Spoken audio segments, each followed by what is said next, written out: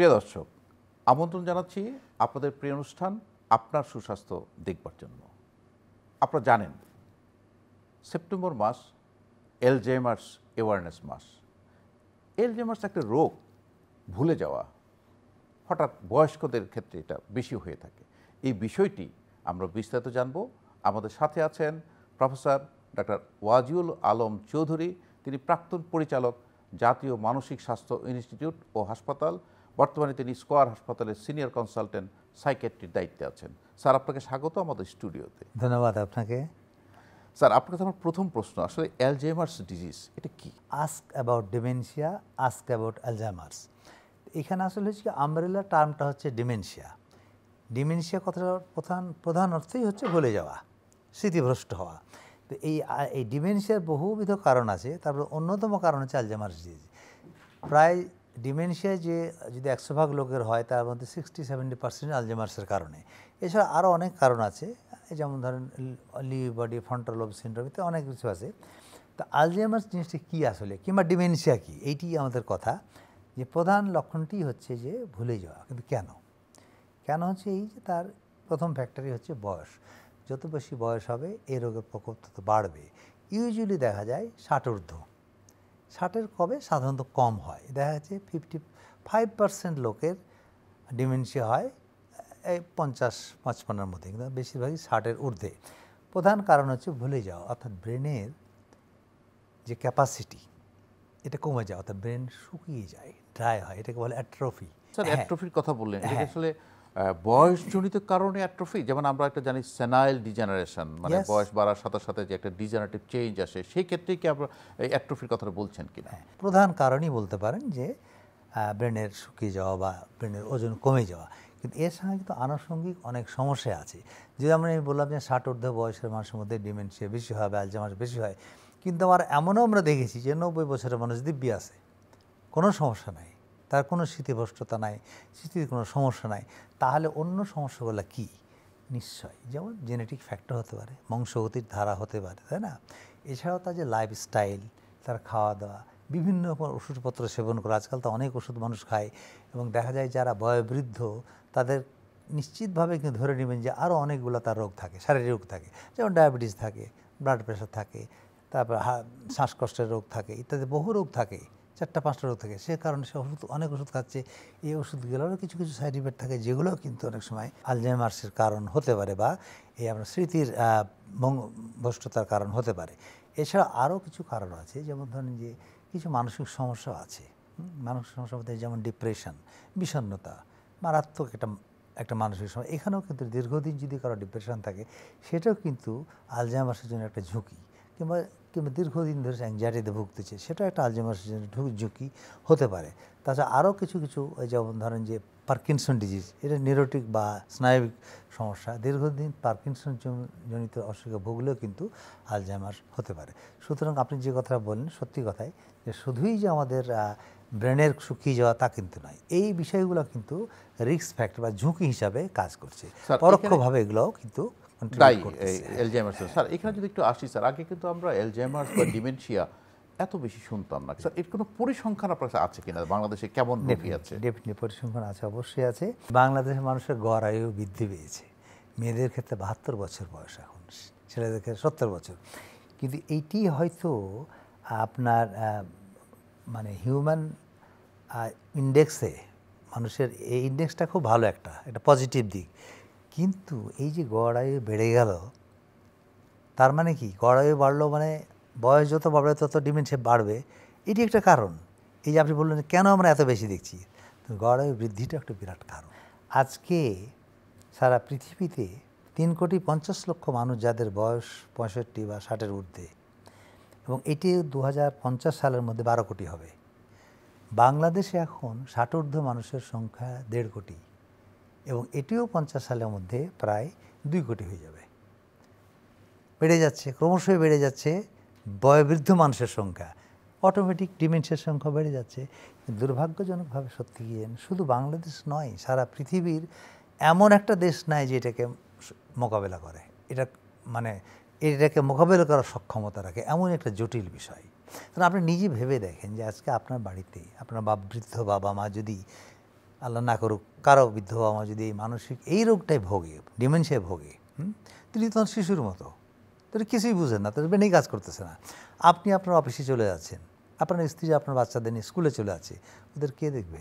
এই সমস্যাটা কিন্তু সারা বিশ্বে জর্জরিত একেবারে। এই যে বললেন যে আসলে একটা সামাজিক ভাবে একটা সমস্যার সম্মুখীন হতে হচ্ছে এই রোগীদেরকে নিয়ে, প্রিভেন্টিভ কোনো মেজার আছে স্যার? আমরা যে আলজাইমার্স বা ডিমেনশিয়া প্রিভেন্ট করতে পারবো, এর কোনো পদ্ধতি আছে কিনা? শুধু আলজাইমার্স নয়, প্রতিটি রোগের ক্ষেত্রেই এটি হলো মূল অস্ত্র, যে আমরা কীভাবে প্রিভেন্ট করতে পারি। প্রিভেন্ট করতে পারলে তার ঝামেলা থাকে না, প্রতিটি ক্ষেত্রেই কিন্তু তাই। এই ক্ষেত্রেও আমাদেরকে খুঁজতে হচ্ছে যে কীভাবে আমরা আলজাইমার্স প্রিভেন্ট করতে পারি। যদিও আমরা বলছি যে ব্রেনের ক্ষয় হয়, ক্ষতি হয়, সুতরাং ব্রেনের ক্ষয় কীভাবে কমানো যায়, সেই আবার ওই একই কথাই যে আপনি সেই লাইফস্টাইল পাল্টান, খাওয়া দাওয়ার গুণগত মান বাড়ান, ওষুধপত্র কম খান, ব্যায়াম করেন, মস্তিষ্কে রক্ত সঞ্চালন যাতে বাড়ে সেটা করেন, ঝামেলাপূর্ণ কাজ কম করেন, ব্রেনের উপর চাপ পড়ে এরকম আপনি কাজ করেন, যত কেয়ারফ্রি থাকা যায়, চিন্তামুক্ত থাকা যায় থাকেন, তাহলে আপনার ব্রেনের মস্তিষ্কের চাপ কম পড়বে, তাহলে হয়তো কিছুটা স্যার স্ট্রেস এবং বিষণ্ণতার যে কথাটা বলছিলেন যতটা কমিয়ে রাখা যায়। ওই যে বলা হয়েছে যে আপনি যে কাজ আপনার কাছে বেশি ঝামেলামুক্ত সেটা আপনি এড়িয়ে যাওয়ার চেষ্টা করেন। আপনি কোথাও না কোথাও যতই আমাদের দেশে একটা ধারণা আছে কি জানেন, যে আমার বয়স 60 হয়ে গেছে বা 59 হয়ে গেছে, আমার রিটায়ারমেন্ট হয়ে গেছে, আমার আর কিছু করার নাই, সুতরাং আমি ঘরে বসে থাকবো। এই ধারণাটা খুব ভুল ধারণা। আপনি যত বেশি অ্যাক্টিভ থাকবেন, সক্রিয় থাকবেন, তত আপনার মস্তিষ্ক সক্রিয় থাকবে। আপনার মস্তিষ্ক কাজে লাগান, সক্রিয় রাখেন, পড়াশোনা করেন, গান শোনেন, কাজ করেন, নিজের না হোক পরের কাজ করেন, অন্য কোনো কারো কাজ করেন, তাতেও কিন্তু সক্রিয় থাকবে। মানে আপনাকে কর্মক্ষম থাকতে হবে। কর্মক্ষম, এইগুলি হচ্ছে প্রিভেনশনের পথ।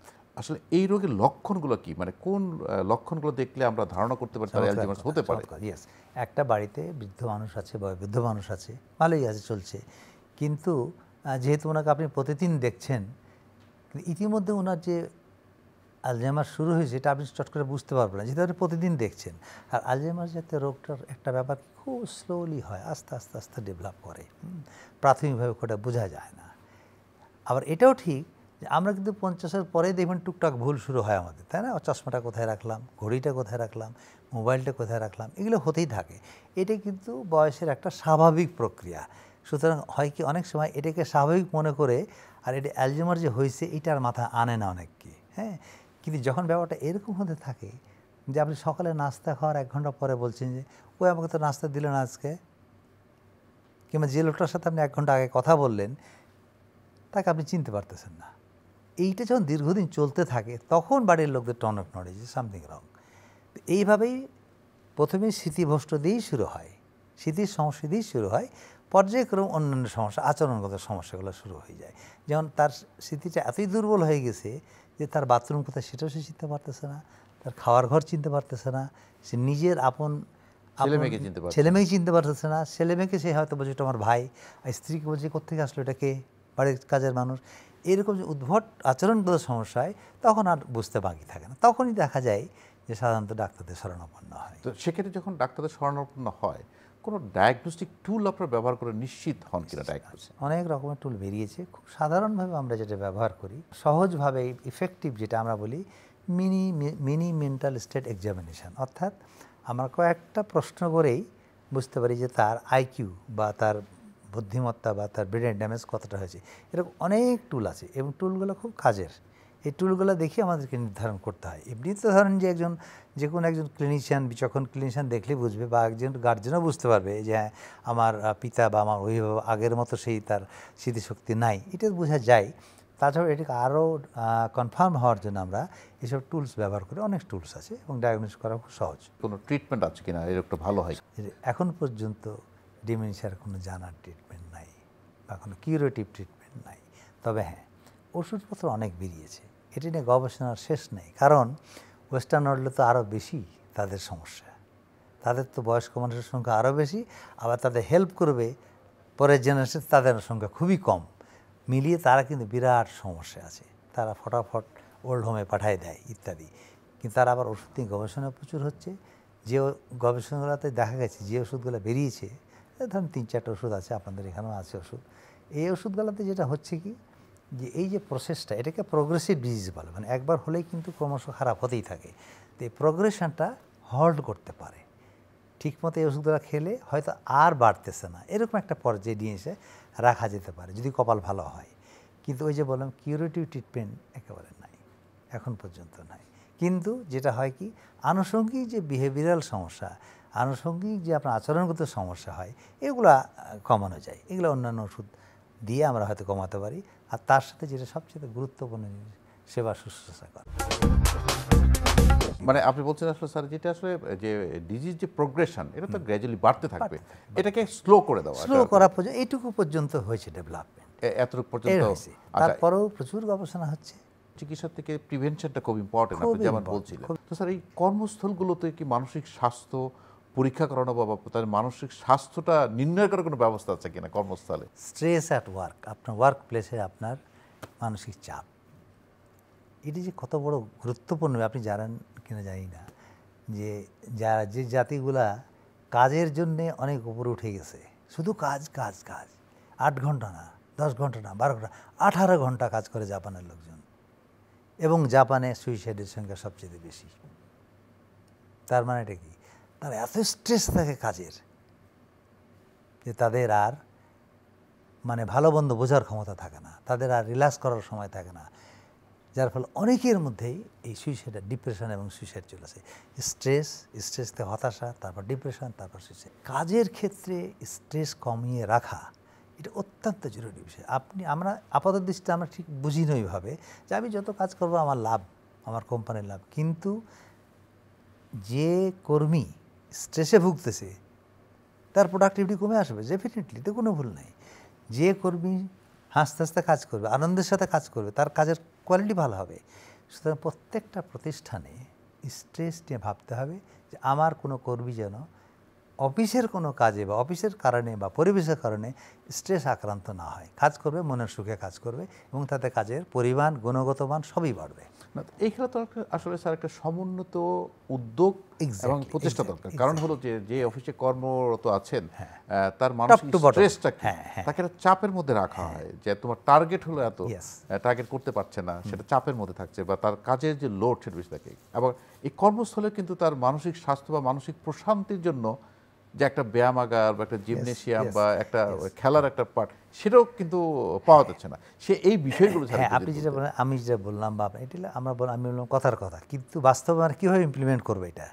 অবশ্যই হ্যাঁ, যে আমার এত ঘন্টা পরে এতক্ষণ আমাকে 5 মিনিট, 10 মিনিট, 15 মিনিট রেস্ট দিতে হবে, আমাকে স্ন্যাচ করতে হবে, আমাকে একটা টাইমে আমাকে জিমের ব্যবস্থা যেতে হবে, 7 দিন পর আমাকে আউটিংয়ে যেতে হবে, 1 মাস পর আমাকে আর একটা একসাথে বসতে হবে, গল্প করতে হবে, অ্যানুয়াল একটা প্রোগ্রাম করতে হবে, হ্যাঁ, হাফ ইয়ারলি একটা প্রোগ্রাম করতে হবে, সবাই পরিবার নিয়ে আসবে। এই ধরনের বিষয়গুলো যদি করতে হবে, অর্থাৎ একটা প্রতিষ্ঠানকে, ব্যবসায়ী প্রতিষ্ঠান হোক, হাসপাতাল হোক, যাই হোক, এইটাকে যদি আমরা পরিবারের মতো করতে পারতাম, তাহলে কিন্তু দেখুন স্ট্রেস অনেকখানি কমে যেত। এখন একটা প্রতিষ্ঠানে আপনি কাজ করছেন, শুধু কাজই করছেন, আপনার পাশের কলিগের সাথে আপনার সম্পর্ক ভালো নাই বা চিনেনি না, জানেন না, আপনার কাজ হলো 10টায় আসলেন বা 5টায় বাড়ি চলে গেলেন, এটাই কিন্তু হয় না। বাড়ি যেহেতু আবার একই স্ট্রেসই পড়বে। শুধু এটাও খুব ইম্পর্টেন্ট কথা যে প্রতিষ্ঠানেই যেন আমার স্ট্রেসটুকু আমি ঝেড়ে ফেলে দিতে পারি, স্ট্রেস যেন আমাকে ধরতেই না পারে, এইরকম একটা পরিবেশ কিন্তু প্রতিটি প্রতিষ্ঠানে আসলে দরকার। বিশ্বের অনেক বরেণ্য ব্যক্তি দেখেছি যারা আলঝেইমার্সে বা ডিমেনশিয়া ভুগছেন, যেমন আমেরিকার প্রেসিডেন্ট রোনাল্ড রিগান ছিলেন, বিশ্ব মুষ্টিযোদ্ধার যে মোহাম্মদ আলী ছিলেন, যে আমরা অনেক বরেণ্য ব্যক্তি পেয়েছি। যে তো এটা কি আপনার রিসার্চ বা গবেষণা নেই যে এটা চিকিৎসা, যে এটাকে ভালো করার কোনো উপায় বা প্রিভেন্টিভ কোনো কিছু নাই? ব্যাপক রিসার্চ এবং ব্যাপক ইনভেস্টমেন্ট হচ্ছে, কিন্তু সত্যি কথা বলতে কি যে সময়, বয়স, প্রকৃতি সব কিছুরই তো নিজস্ব কিছু কিছু ক্ষমতা আছে। মানে পৃথিবীর অন্য আরও 1000টা বা 5 প্রাণীর মতো মানুষ একটা প্রাণীর বেশিতে কিছু নয়। প্রাকৃতিক পরিবর্তন হতেই আছে, হবেই। হ্যাঁ, যত বয়স বাড়বে আপনার দেহের যে অর্গানগুলো সেগুলোরও বয়স বাড়বে। আপনার বয়স যদি 60 হয়, তা আপনার হার্টের বয়স 60, আপনার বয়স যদি 65 হয়, আপনার কিডনির বয়স 65 বছর, আপনার 16 বছরের কিডনি, 24 বছরের কিডনি যে পরিমাণ শক্তি ধরে, 60 বছরের কিডনি সে পরিমাণ শক্তি ধরে না। আপনার 50 বছরের 40 বছরের ব্রেনের যে ক্ষমতা, 60 বছরের ব্রেনের সে ক্ষমতা নাই। গবেষণার সেটাই হচ্ছে যে আমরা বয়সকালেও যেন এগুলোকে আমরা সতেজ রাখতে পারি। স্যার নিশ্চয়ই একটা গবেষণা আছে স্যার, যেমন আমরা যেমনটা জানি স্যার রিজেনারেটিভ মেডিসিন বলে একটা সাবজেক্ট আসছে। অনেক সময় দেখি যে আপনি যেমনটি বলছিলেন যে তার হাঁটুর বয়স 60 বছর হয়েছে, তো সে তো এখন হাঁটতে পারছে না, সেখানে তারা একটা রিজেনারেটিভ মেডিসিনের মাধ্যমে একটা পিআরপির মাধ্যমে ইনজেকশন রিকনস্ট্রাকটিভ এই জিনিসগুলো কিন্তু আছে। তো সেই ক্ষেত্রগুলো আমার মনে হয় যে সামনের দিনগুলোতে উন্মোচিত হবে। এবং এক্স্যাক্টলি, এখন তো আমাদের এটি ভরসা, আলটিমেটলি তো আমাদের এদিকে এগোতে হচ্ছে এবং যাচ্ছেও। এখন এখন এখন নি রিপ্লেসমেন্ট হচ্ছে না, হয়ে যাচ্ছে। তো এখন দেখা যাক এই যে এইভাবেই যদি আমরা ব্রেনের রক্ত সঞ্চালনটা বাড়াতে পারি, ব্রেনকে আরও কর্মক্ষম করতে পারি, সতেজ করতে পারি, সে চেষ্টা চলছে, ওষুধ হচ্ছে। একজন ডিমেনশিয়া বা আলঝেইমার্স রোগী যখন পরিবারে বসবাস করে তখন যেন অবহেলার শিকার না হয়, আমরা যেন তার পাশে থাকি বা পরিবারের প্রতিটি সদস্য যেন তাকে সেইভাবেই শ্রদ্ধা করে। সচেতনতামূলক কিছু পরামর্শ থেকে আপনি বলতে পারেন। এটা খুবই সুন্দর কথা যে আমরা সবসময় যেটা ভাবি যে যিনি বয়স্ক মানুষ, বয়োবৃদ্ধ মানুষ, চাকরি করেন না, উপার্জন করেন না, তার কী দাম? তিনি সংসারের সবচেয়ে অবহেলিত মানুষটি। কিন্তু আমরা এটি বুঝি না যে বয়স মানে কিন্তু রোগ নয়, এটি আপনার জীবনচক্রের একটা অংশ, একটা পর্যায়। বিখ্যাত সাইকোলজিস্ট এরিকসন উনি বলেছিলেন যে পৌরত্ব মানে কিন্তু শূন্যতা নয়, হতাশা বা বিষণ্ণতা নয়, এটা এক ধরনের পরিপূর্ণতা, সম্পূর্ণতা। এই লোকের যে অভিজ্ঞতা সেটা আমরা কাজে লাগাই, কাজে লাগলে তাকেও শ্রদ্ধা করা হবে, তাকে সম্মান দেওয়া হবে এবং আমাদের যে পরবর্তী প্রজন্ম তারাও তাদেরকে শিখবে।